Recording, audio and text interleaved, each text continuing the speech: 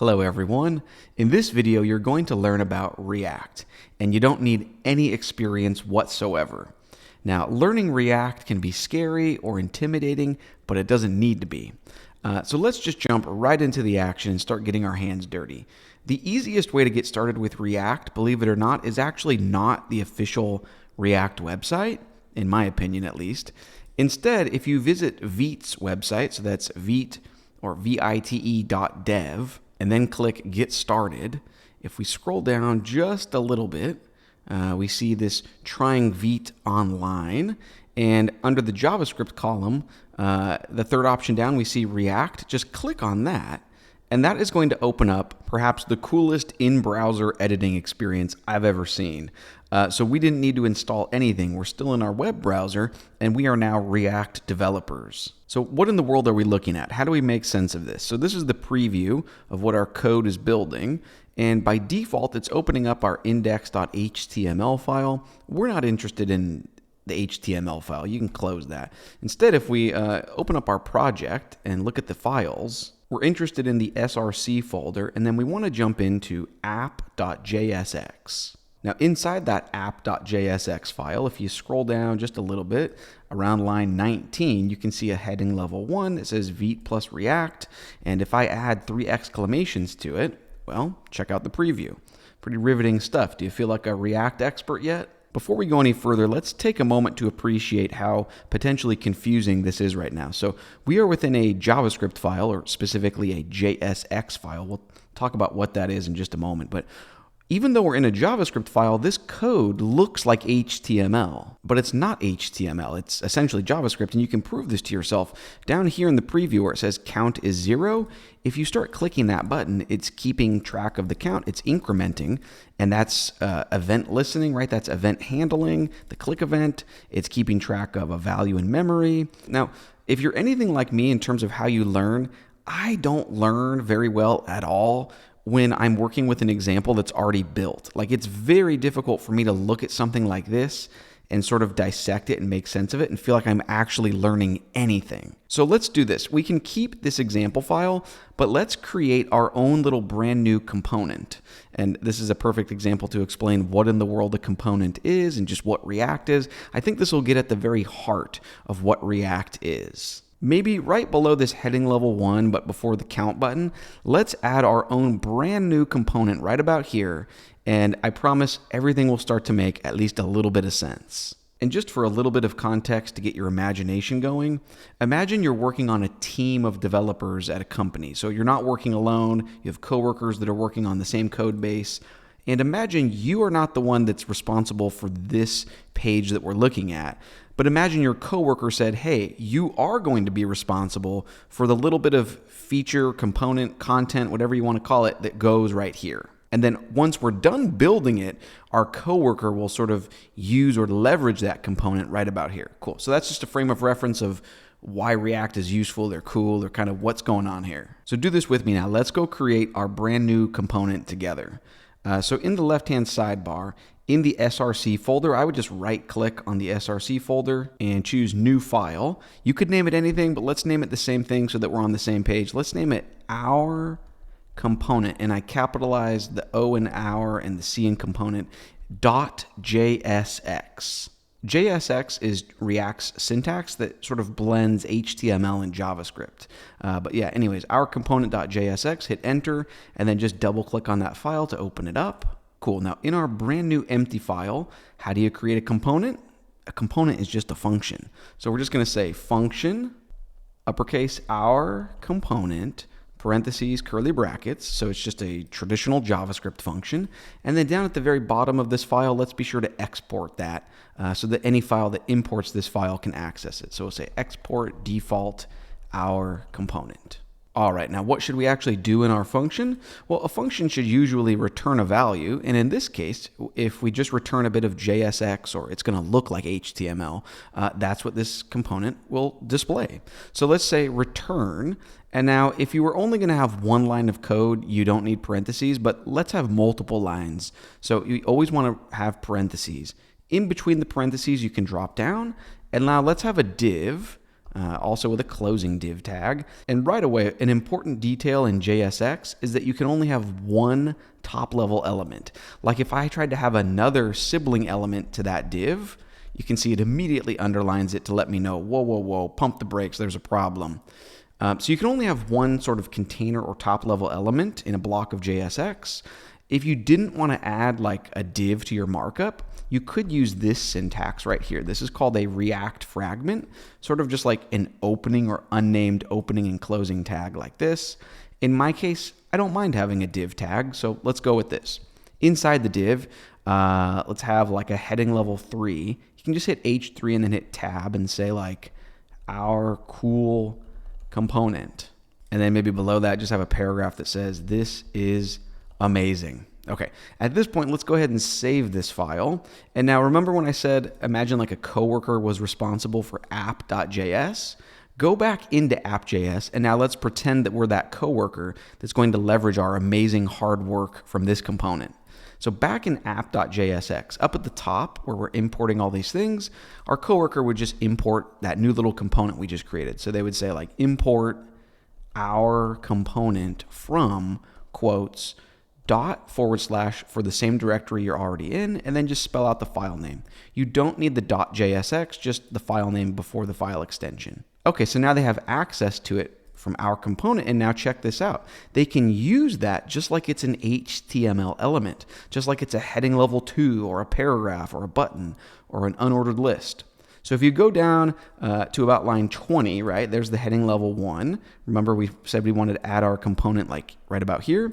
Imagine our coworker just says, hey, let me leverage that hard work they just did. They just create a self-closing tag that looks like this. It looks like an HTML tag, right? But we invented sort of our own element or our own component, and there you see it. So a component is sort of like a self-contained block of both HTML and JSX. I think you're starting to see now, this makes it really easy to share experiences and build user interfaces across teams of developers, or even just if you're a solo developer and you're building really complex user interfaces. This simple concept of a component is actually very, very powerful. At this point, let's circle back to the button that keeps track of the count, because remember I said it's difficult for the way that I learn to look at existing code like this and feel like I'm truly learning anything. Let's build it ourselves. So in other words, like inside of our component, let's have our own little button that you can click to increment a value. This will teach us about a really important concept in React called state. So let's do this. Maybe in our paragraph, let's say like there are X strawberries. And then below that, let's just have a button that says increase strawberry count. I think you see where this is going. So then instead of the literal value of X, this should start out as 0. And then you click this button to bump it up, to increment it. So how do you do that? Well, in React, when you have data that's going to change and you want your user interface to automatically react to those changes, we use something called state. So up at the very top of this file, even before our function, let's add a brand new line of code and let's say import, curly brackets, use state, and the S in state is capital, from quotes React. So use state is a function that's part of the React toolbox. We're going to leverage it or use it. Let me show you how simple this is. Inside of our function, but before we return anything. So I'm inside the body of our function. Before return, we're going to say const, square brackets, and now we're going to give it 2 values. I'm making this up, but let's say strawberry count, comma, set strawberry count. After the square brackets, say that equals, and then call the useState function. Here it is zoomed out so it fits on one line like it should. In these parentheses, this is where you give it an initial value. Let's say that initially the strawberry count should be 0. So now we have these 2 really useful variables. Strawberry count is how you can access how many strawberries you have, and then this is going to be a function that lets us modify that value. So let's do this. In our paragraph, instead of having this hard-coded to X, to do something dynamic or have a JavaScript expression inside of JSX, you just have curly brackets, and then you just say strawberry count. If you look at your preview, it should now say there are 0 strawberries, and now we just want to make this button come to life. So on that button, let's do this. Let's say on click. And this is not like the built-in HTML. In its standard HTML, there's like on click like this. We're capitalizing the C. This is React's or JSX version. So on click with a capital C equals, and now instead of quotes, you're going to say equals curly brackets. Again, because we're doing something dynamic, a JavaScript expression, or we're pointing towards a reference. And now let's make up a function. You could call it anything. You could call this pizza or unicorn, but let's call it like handle click. And now let's just go create a function with this matching name. And you can create your function inside of your component because it should belong to this component. No other function would need this function. So we're just going to say function, whatever you named it. So we named it handle click, parentheses, curly brackets. And then in this function, what do we want to actually do? Let's just bump up the strawberry count. So that's why you have this callback function called set strawberry count. React is giving, that's what this use state is going to return. This is going to return an array. That's why we're destructuring it with the square brackets. This is going to give us back an array with two values. The first is just a simple variable value. The second is a function that we can call. The reason that it's set up this way is because in React, we as the user or the programmer, we don't ever directly mutate a piece of state data. We take a very hands-off approach. We let React, the framework, handle the internal optimizations of changing values like that. So in our handle click function, we're just going to say we're going to call set strawberry count. And in these parentheses, you give it a function. So this is where the syntax, maybe if you're not super familiar with JavaScript already, this is where it would start to look messy. So you could give it an anonymous function, or we could give it an arrow function. So let's just give it an arrow function. So an arrow function is like parentheses, arrow symbol, curly brackets. In the parentheses, we're going to say prev for the previous value, like whatever, like maybe the strawberry count was bumped up to 500. So whatever that was, then we're going to work with that. But if you only have exactly one parameter, you don't need the parentheses around this. So you can just say prev, arrow symbol, and then if it sits on a single line, you don't even need the curly brackets. So just prev, arrow symbol, and then just prev +1. Let's test it out now. So there are 0 strawberries. I can click increase strawberry count. Boom, we have 1 strawberry. You can click it to your heart's content. I think you get the idea. You could go ahead and save that file, just Control S or Command S. And let's just take 10 seconds to appreciate what's going on. So back in app.jsx, our coworker, all they did was leverage this. It looks like an HTML element, right? But our code is not only showing a user interface like HTML, it's managing variables and data. It's managing like on-click event handlers, which is JavaScript. It's doing so many different things, but it's organized and containerized within this one simple component that's very easy for other people to use and leverage. Now, really, there's so much to React, but the only other concept I really want to cover with you in this video is something called props. Because especially back in app.jsx, imagine our coworker that's using our component. What if they want to give a little bit of data, like pass something into the component? Because imagine our coworker is going to leverage our component across like 30 different pages in our app. In other words, imagine if this isn't the only place they're leveraging our component. And imagine in different places where they're using it, they want to give it different settings or options or data. So let me show you something. If we just included this component twice, or even 3 times, just to really prove a point. So back in app.jsx, do this with me. Have 3 instances of our component.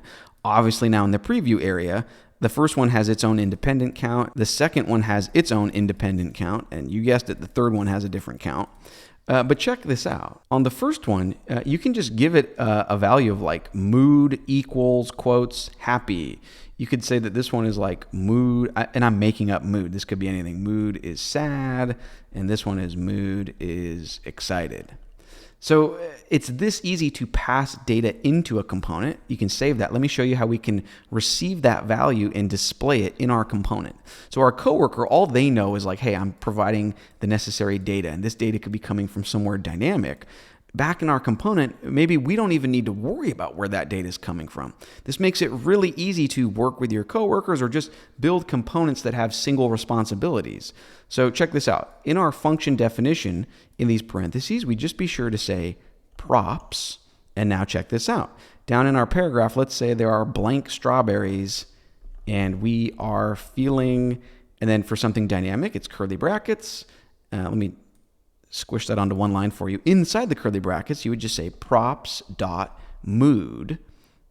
and check it out. If we look in our preview, the first one is feeling happy, the second one's feeling sad, and the third one is feeling excited. So that's really all we're going to cover in this video, but just this idea of what a component is, what is JSX, what is state, and what is a prop. I mean, that's really all you need to really dig into the world of React. From here, there's a million complex tutorials and courses out on the internet. The sky is the limit. It's up to you to learn as much about React as you want to. But yes, with just state, components, and props, so many doors have been opened. You might have one important question though, and that is, Brad, this is great, but what if I don't want to be stuck in my web browser? Like, what do the pros do? Like, how do I actually work with React on my actual computer? Well, very easy. So right now, you just need to make sure that you have Node.js installed on your computer, and you don't need to do this, but if you want to get React up and running on your actual personal computer, instead of just being in a browser, you do need to have Node.js installed, so you can pause the video and get that installed. You also need a text editor. I recommend VS Code, so you can pause the video and get that installed. Once you have both those things installed, I just created a brand new empty folder on my desktop. You can name it anything. I called mine Learn React.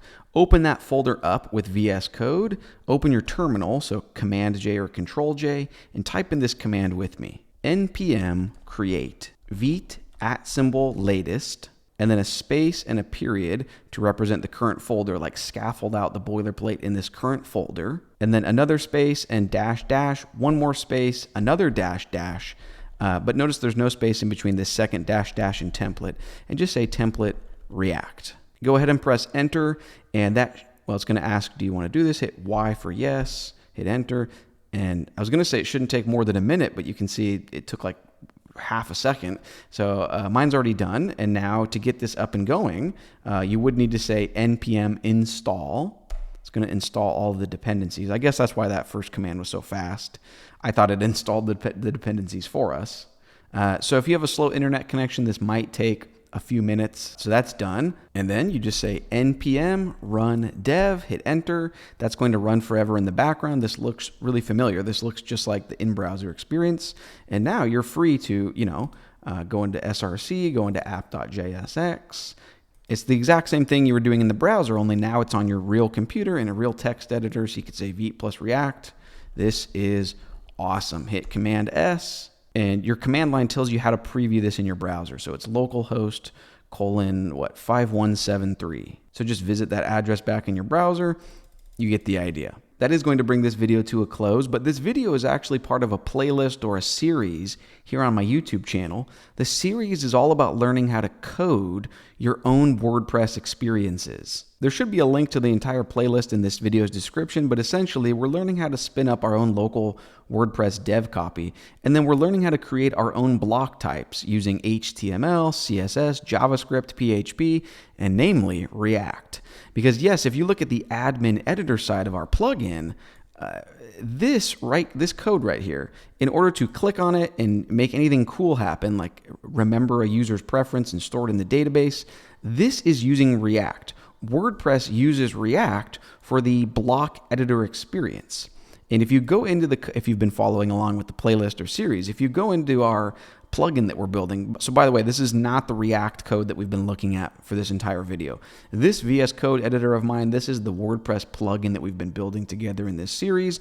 In the SRC folder, if you jump into edit.js and you scroll down to about, line 34, this is HTML inside of a JavaScript file. I can let you know this is JSX, this is React. So your new React skills are immediately useful in a real-world application. We're going to be building in our very next video on this channel, we're going to learn how to use React basics to sort of make the admin editor side of our block come to life, right? Maybe let the user change a setting or type into a field and remember those choices and values. Anyways, I just think the world where React and WordPress meet is a really fun place. That is going to bring this video to a close. If you're enjoying this video or this series and you want to help support this YouTube channel, the best way is to visit my website, learnwebcode.com. I have a Patreon with different perks. Probably the top perk is to get your name featured in the closing credits of each video. You'll also get downloadable zip with all the source code for a given lesson. You can also vote on upcoming topics. I have many different courses available. You can join them on both Udemy and Teachable. For the last 19 years, I've used DreamHost to host all of my websites in my real life. And if you use my link to DreamHost, I will receive compensation for sending new users their way. It's a great way to help support this channel. You can join my email newsletter. You can follow me on different social media, and that's about it. Thank you so much for watching until the very end. I hope you feel like you learned something, and stay tuned for the next video. This video was made possible by my supporters on Patreon and YouTube memberships. I don't have any producers yet, but your name could go here. But I want to give a huge shout out and thank you to Rodney, David, Lena's, Demetris, and Kenneth for being sponsor tier members over on Patreon. Really appreciate that support. Take care, everyone, and I'll see you in the next video.